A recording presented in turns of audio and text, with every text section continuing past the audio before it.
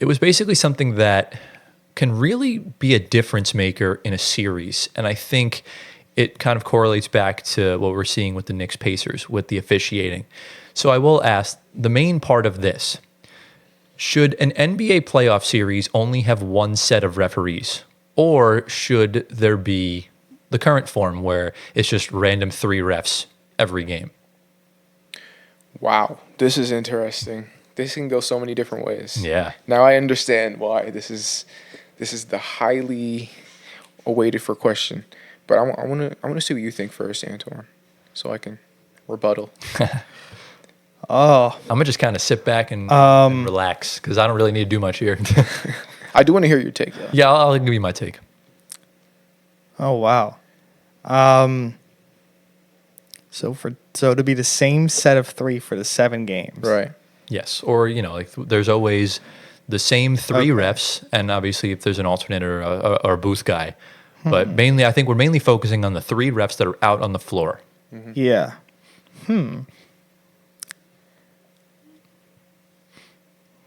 It's tough. It's definitely tough. Try not to have too much radio silence. I think I am perfectly okay with either or. I think I would lean. Nah, I'm sorry. You have to pick one. You have to pick one. I think I'm leaning towards keeping the same refs for the whole series. Why? I think that it's hard because I know in baseball, in every series, it's the same umpires. They just rotate their jobs. What happened? There was a bug in here. Just flew like right in my They face. just rotate what certain jobs do. Like an umpire is behind the plate, they switch to first, second, third. I don't know if NBA officiating you could switch the roles on the lines behind the board. I think having that same 3 out there for the 7 games helps with knowing the style of the games they play, how the players play. Because if you're having different refs come in, they're going to be calling different fouls on different players that maybe other referees that called the game before wouldn't call. They were back there again the day after. Right. I think having the same referees also helps with the flow of play, also with the foul calling, knowing the play styles as well, like I said. And it also kind of helps build, I guess, a relationship with the teams and how they operate on the floor. I wouldn't say relationship, but I would say they know the history of They the know, series. yeah, they know what to expect going into the next game. I think having the different referees also, it's, you have things happen like with the missed calls and how different referees call different things with double dribbles, with fouls, with flagrants, with everything else. So a lot of different things. Right. I think having the same 3 people there for those, if it's 7 games, 5 games, 6 games, 4 games, helps them out a lot more because they see the same players go out there every day. They know what's going to happen per se on certain plays that the teams are running out. And I just think that helps the players as well.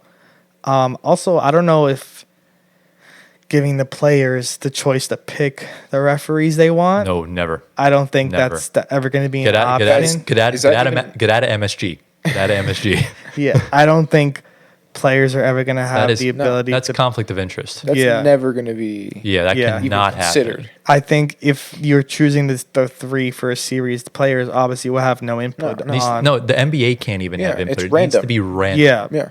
Okay. So fair enough. I So don't know right why now, I brought currently, that it's up. randomly selected. Yeah. I don't know if it's randomly selected because Scott Okay. Foster will typically get placed in a series that's lopsided to try and extend it. Okay. So sometimes maybe the league does have more input into it. Yeah. But I do want to hear your rebuttal, though. You have me very curious. I think he's leaning the other way, but yeah, like I said, I don't think the players are going to have No, that no, input no. on any sport in general. Right. Yeah, it's I not don't even think one they of would the ever options. give that at all Right. for them. As much as I want to disagree with you, Anthony, and I really want to disagree with you, I have to agree with you. Yeah. I do, and that's because, like you were saying, the style the style in which they're calling the game, I think like if another set of refs comes in to the series and they don't really understand the history of the series, like you were saying, Tyler, it could really mess with the players and how they're going to play the game. So like that would also mess with the flow of the series, which would annoy fans watching it. But on the other side of things, I think having the same 3 refs, and I think the reason why they randomized it is to protect the series from ever being like swayed in one direction or the other. Like having I forget, didn't they have like a series back in the day in like 2002 where the Kings, it was the Kings versus the Lakers in the Western Conference Finals, Right. and there's refs that were pretty much rigging for the Lakers to win. And I think that's probably why they started to randomize it. I'm not 100% sure, but I think that's probably why they started to randomize the series, just in case there's a refs that favored one team above the other. I mean, there are like all these refs have favorite teams. Like there's like we saw last year in the NBA Finals in Game 2 there was a very questionable goaltending no call from, I think it was it Bam? I think Jamal Murray pulled out like a floater, and clearly on the way down, Bam hit it out. Ref didn't call it. Turns out that ref, John Goble, born and raised in Miami, went to high school, played high school basketball with Udonis Haslem. Wow. So, yeah, that's where questionable shit happens, right? Mm-hmm. You saw the whole burner situation with Eric Lewis with Celtic games. Yep. So, it's definitely interesting, but wow. Yeah, that can't happen. yes. If you have a ref that played high school basketball with you, At the very least, like, that's crazy. There needs to be refs that remove themselves from certain situations due to conflict of interest, because at the end of the day, they have a direct impact. Yeah. Because they're the ones that, at least in the Knicks Pacers series, they're the ones that decide the games. Yeah. Yeah.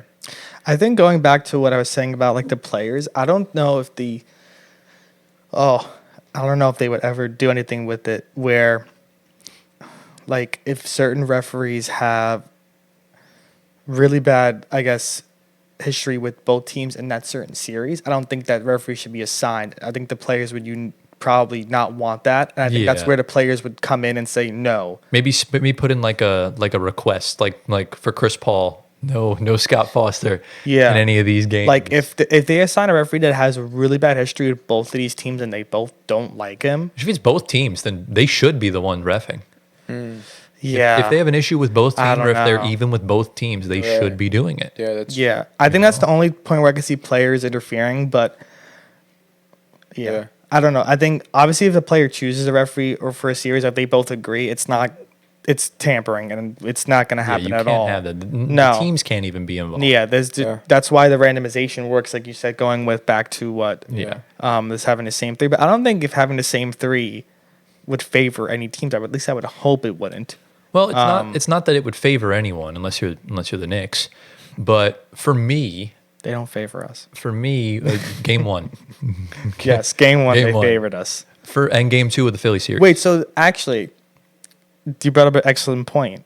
From what happened in the Knicks Pacers game 1, say hypothetically, if we're going this route where all the referees are being for the 7 games. If after the NBA is seeing what happened in that Knicks Pacers game 1, do you then take back that all those referees being for 7 games, you randomize it for the rest of the series because of what happened in that game 1? This is where you need to punish refs. Fine them. Suspend them. That's why you have an alternate there. Wow. Wait, hold on. So you're saying fine and suspend the refs for missed calls? Well, if it's an egregiously bad performance like what we saw in game 1, right? If it's a ref disaster class where they completely change the game themselves, they need to be held accountable. Okay. But I think for me, you definitely do need to have the refs for the full series, because this Knicks Pacers series is such an outlier with the refs, because the officiating's usually bad, but it's never been this bad. I think with new sets of refs, you're getting very inconsistent whistles. And it's just drawing up a lot more discourse and a lot more chatter amongst just fans. Whereas, like, if a team's getting favored in the first 2 games and then it gets favored to the other team in the 3rd game, the winning team's just going to be, it's like, oh, the refs are favoring these guys. They're controlling the outcomes. Exactly.